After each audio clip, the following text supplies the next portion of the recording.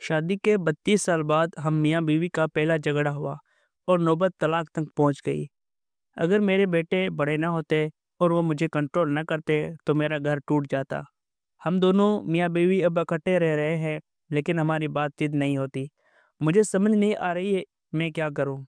वो उदास लहजे में बता रहे थे और मैं हैरत से इनकी तरफ देख रहा था। इनकी कहानी दिलचस्प थी। इनकी लव मैरिज हुई थी। मियाँ बीवी पूरी जिंदगी खुश रहे। अल्लाह ताला ने सेहतमंद बच्चे दिए। वो पढ़ लिख कर सेटल हो गए। घर बार गाड़ी, बल्कि गाड़ियाँ और कारोबार भी ठीक था।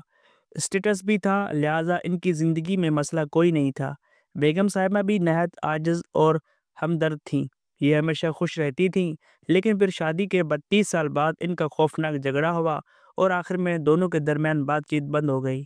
ये हफ्ते में एक दिन मेरे साथ मुलाकात करते हैं। कल तशरीफ़ लाए तो इनकी जज्बाती हालत ख़राब थी। आंसू थोड़ी तक आ रहे थे और आहें रुक नहीं रही थी। मैंने इन्हें पानी की बड़ी बोतल और ग्रीन टी की 3 कप पिलाए। जब इनकी हालत संभली तो मैंने झगड़े की वजह पूछी। लड़ाई की वजह इंतहाई मज़ाया थी। इन्होंने बताया, 15 दिन कबल मैं शाम के वक्त घर गया तो मेरी बीवी का मुंह फूला हुआ था। मैंने वजह पूछी तो इसने शिकवा किया, जब हमारी शादी हुई थी तो आपने मुझे मुंह दिखाई क्यों नहीं दी थी। मैंने हैरत से पूछा, मुंह दिखाई क्या होती है। इसका जवाब था, अच्छा अब आपको ये भी मालूम नहीं।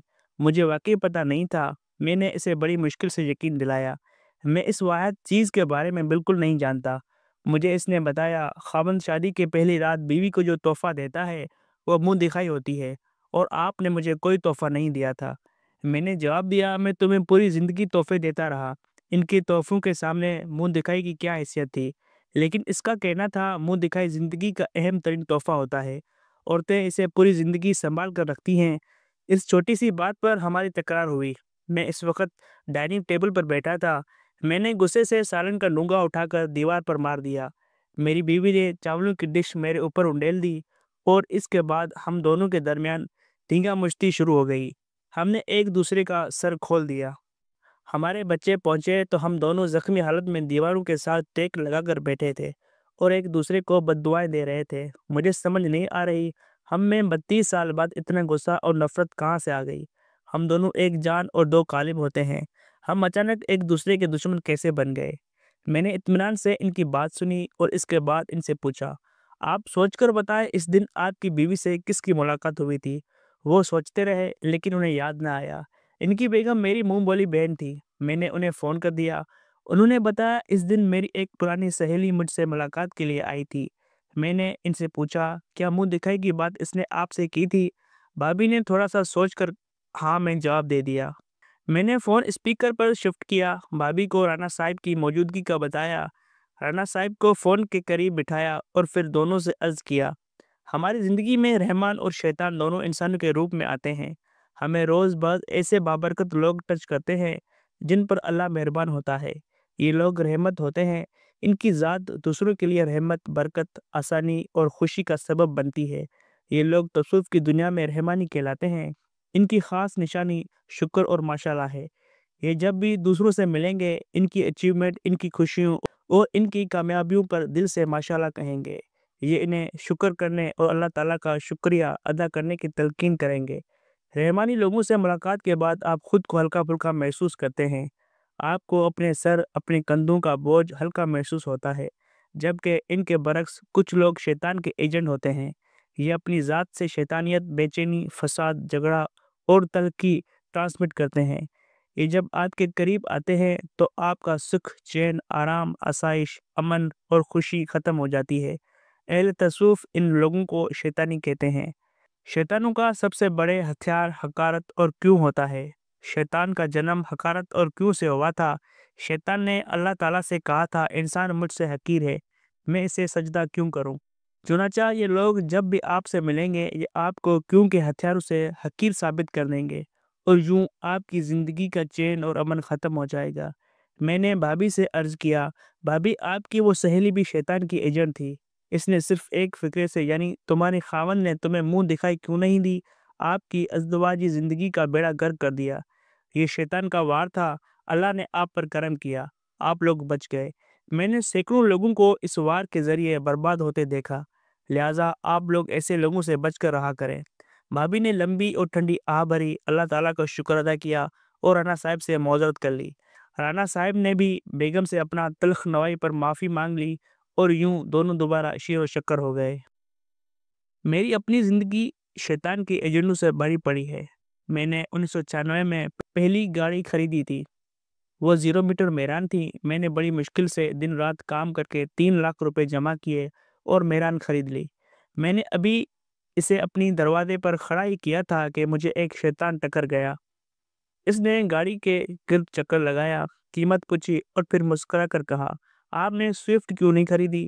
وہ اس سے کہیں زیادہ اچھی، آرام دہ اور بڑی ہے، اور میران اور اس کی قیمت میں بھی صرف 1.5 لاکھ روپے کا فرق ہے۔ آپ یقین کریں، یہ فکرہ سن کر مجھے میری گاڑی بری لگنے لگی۔ میں اس کے بعد جہاں بھی جاتا تھا مجھے سوئفٹ نظر آتی تھی اور مجھے اپنی حماقت پر افسوس ہوتا تھا۔ یہ افسوس میران کے بکنے تک جاری رہا۔ میں آج بھی جب پیچھے مڑ کر دیکھتا ہوں تو مجھے اپنی بیوقوفی پر افسوس ہوتا ہے۔ اللہ تعالیٰ نے مجھے 27 سال کی عمر میں اپنی کمائی سے 0 میٹر گاڑی خریدنے کی توفیق دی، لیکن میں اس خوشی کو چھوڑ کر دوسری گاڑی کے تعصف میں گرنے لگا۔ مجھ سے زیادہ بیوقوف کون تھا؟ اسی طرح میں 2000 میں ایک ایڈورٹائزنگ کمپنی میں کاپی رائٹنگ کرتا تھا۔ میں وہاں صرف 2 گھنٹوں کے لیے جاتا تھا اور مجھے وہاں سے ماہانہ 50,000 روپے ملتے تھے۔ یہ اس زمانے میں بڑی رقم تھی۔ یہ میرے بچوں کی فیس اور گھر کی گروسری کو کور کرتی تھی۔ لیکن پھر ایک دن میرا ایک پرانا دوست وہاں آیا۔ اس نے میرا ڈیسک دیکھا اور تنزن مسکرا کر کہا، تم اپنا اسٹیٹس دیکھو۔ تم APNS سے بیسٹ کالمسٹ کا ایوارڈ لے چکے ہو اور تم اس وقت 2 بائی 3 فٹ کی ڈیسک پر بیٹھے ہو۔ تم اپنی بےعزتی کیوں کرا رہے ہو؟ بس ان چند فکروں کی دیر تھی اور مجھے وہ جاب بری لگنے لگی۔ میں نے اپنے اسٹیٹس کے چکر میں وہ جاب چھوڑ دی اور اس کے بعد مجھے اس سے آدھی رقم کے لیے روزانہ 6 گھنٹے اضافی کام کرنا پڑا۔ یہ صرف 2 مثالیں نہیں ہیں۔ میری زندگی کی ہر اچیومنٹ کے بعد شیطان کا کوئی نہ کوئی ایجنٹ میری زندگی میں ضرور آیا اور اس نے چند لمحوں میں میری اس کامیابی کا مذاق کرکرا کر دیا۔ اللہ نے کرم کیا اور زندگی کے مختلف مراحل کے دوران مجھے رحمان اور شیطان کا فرق سمجھ آ گیا۔ میرے پاس اب جب بھی کوئی ایسا شخص آتا ہے جو دائیں بائیں دیکھ کر برا سا منہ بناتا ہے اور پھر کہتا ہے، سر یہ آپ نے کیا کر دیا؟ آپ اگر اس کی جگہ یہ لے لیتے تو کتنا اچھا ہوتا، یا آپ نے یہ کیوں نہیں لیا، تو میں مسکرا کر دل ہی دل میں سورہ ناس پڑھتا ہوں اور پھر اپنے کان بند کر کے بیٹھ جاتا ہوں۔ آپ کی زندگی میں بھی روزانہ ایسے لوگ آتے ہوں گے، آپ بس ان سے بچ جائیں۔ یہ شیطان کے ایجنٹ ہیں۔ یہ آپ کی خوشیاں اور کامیابیاں برباد کرنے کے لیے آتے ہیں۔ یہ آپ کا سکھ اور چین مارنے کے لیے آتے ہیں۔ چنانچہ آج سے جب بھی کوئی شخص آپ سے پوچھے تمہارے خاوند نے منہ دکھائی میں کیا دیا تھا، تم نے ورکنگ وومن کے ساتھ شادی کیوں کی، تمہارا خاوند روزانہ لیٹ کیوں آتا ہے، تمہارے بچے تمہاری کیوں نہیں سنتے، تمہیں دفتر سے اتنی کم تنخواہ کیوں ملتی ہے، تمہارے بیٹے نے اتنے کم نمبر کیوں لیے، تم نے اپنے بچوں کو آئی فون کیوں نہیں لے کر دیا، تمہارے ابو تمہیں نیا لیپ ٹاپ لے کر کیوں نہیں دیتے، تم اپنی گاڑی کیوں نہیں بدل رہے، تم اس محلے میں کیوں رہ رہے ہو، تم یورپ میں امیگریشن کیوں نہیں لیتے، تم اتنی کم پیسوں میں گزارا کیسے کرتے ہو، تم اپنی فضول باز کی فضول باتیں کیوں سن لیتے ہو، تم اپنے بچوں کے ساتھ کیوں نہیں رہتے، تمہارے بچے تمہارے ساتھ بدتمیزی کیوں کرتے ہیں، تم اتنا کام کیوں کرتے ہو، تم پتلے کیوں ہو گئے ہو، تمہارا رنگ کیوں پیلا پڑ رہا ہے اور تم اس مسجد میں نماز کیوں پڑھتے ہو۔ تو آپ اس کی طرف مسکرا کر دیکھیں، اللہ تعالیٰ سے شیطان سے پناہ کی دعا کریں اور وہاں سے جلد نکل جائیں۔ کیونکہ شیطان آپ تک پہنچ چکا ہے اور آپ اب جتنا عرصہ اس کے قریب رہیں گے، آپ کا امن، سکون، شانتی اور سکھ کا دریا خشک ہوتا رہے گا اور یہاں تک کہ آپ بنجر ہو جائیں گے۔ لہٰذا اٹھیں اور بھاگ جائیں، اسی میں عافیت ہے۔